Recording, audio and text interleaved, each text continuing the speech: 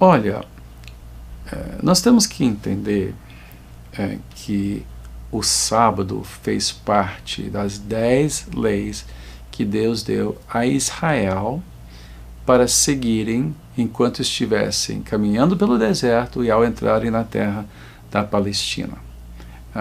Há quem divida a lei de Deus, e eu aprendi, eu confesso, eu já falei isso em outras ocasiões, eu aprendi que a lei mosaica era dividida em 3 partes. As 10 leis que eram eternas, os 10 mandamentos, havia a lei cívica, que dizia respeito a divisas e vinganças e justiça comum, etc. e tal. E a terceira, que era a lei do culto, ou seja, como apresentar sacrifícios, chegar ao templo.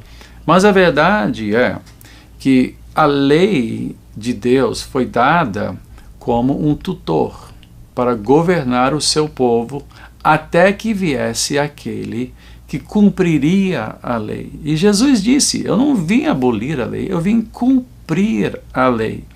Então nós temos em Cristo, e nós temos passagens que falam sobre isso, Hebreus 12 diz que nós temos em Cristo agora o nosso sábado, ou seja, o descanso. O sábado se cumpre na pessoa de Cristo, e todos aqueles que estão em Cristo entram num verdadeiro descanso, ao ponto de que em Colossenses Paulo deixa muito claro que nós não devemos deixar que ninguém nos julgue pelos nossos costumes, pelo que comemos ou bebemos, pelas nossas festas, nem tampouco pelos sábados. Quando nós chegamos em Atos 15, creio eu,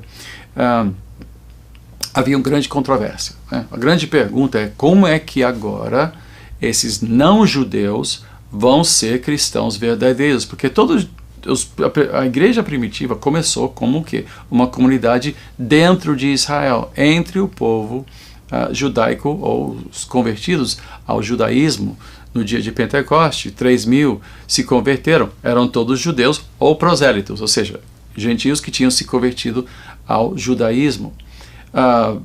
Mas quando os discípulos saíram, e principalmente com o ministério do apóstolo Paulo, embora Pedro também, na casa de Cornélio, mas o apóstolo Paulo principalmente, ele que trouxe à tona essa questão, porque em Éfeso muitos se converteram que não sabiam nada do judaísmo, não praticavam as leis de alimentação, não celebravam as festas judaicas, não obedeciam o sábado, e então voltaram todos para Jerusalém para um grande concílio. O concílio em Jerusalém, que reunia os apóstolos e os líderes da igreja, para saber esses gentios, o que eles tinham. Eles tinham ou não que ser circuncidados, eles tinham ou não que obedecer.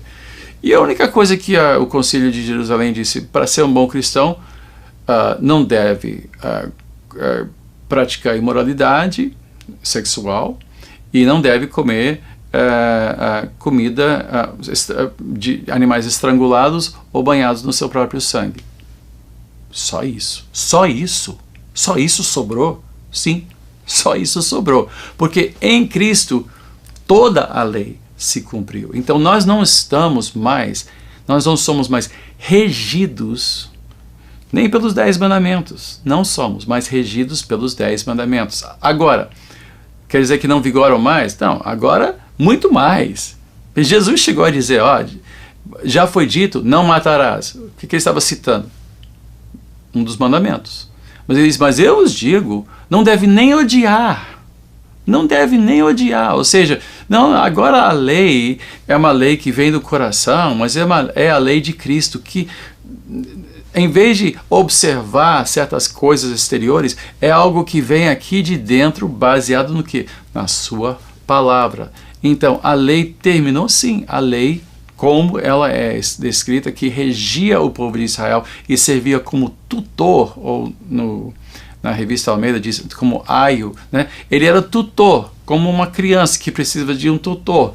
Ele tinha assim aquela série de regras, mas agora em Cristo, segundo a promessa feita por meio de Jeremias 31, versículos 31 a 34, fala sobre a nova aliança. Essa nova aliança, a lei é escrita no coração. Então, como Lutero dizia, ame a Deus e faça o que você quiser. Agora, há pessoas que dizem, puxa, se eu posso fazer o que eu quiser, então eu vou poder fazer qualquer coisa. Não, não é qualquer coisa. Se você ama a Deus, você não vai fazer qualquer coisa. E Paulo é muito claro sobre isso. Ele é muito claro sobre isso. Ele diz, agora que nós estamos na graça, podemos pecar ainda mais? Ele diz, não, não. Tudo é lícito, mas nem tudo é conveniente, nem tudo convém. Então, esta relação entre lei e graça é uma questão importante que nós temos que entender. Mas para responder a sua pergunta, não. Sábado não é mais uma lei a ser observada. O que nós fazemos sim é celebrar o dia do Senhor. Nós celebramos, não observamos. A lei exige que nós observamos. Agora, em Cristo, nós não observamos, nós celebramos. Então é um dia de celebração vigorosa e tem várias razões que nós vemos, outro dia a gente até fala sobre isso, que várias coisas que apontam para o primeiro dia do Senhor como já sendo usado pela igreja primitiva para celebrar a nossa vida em Cristo Jesus.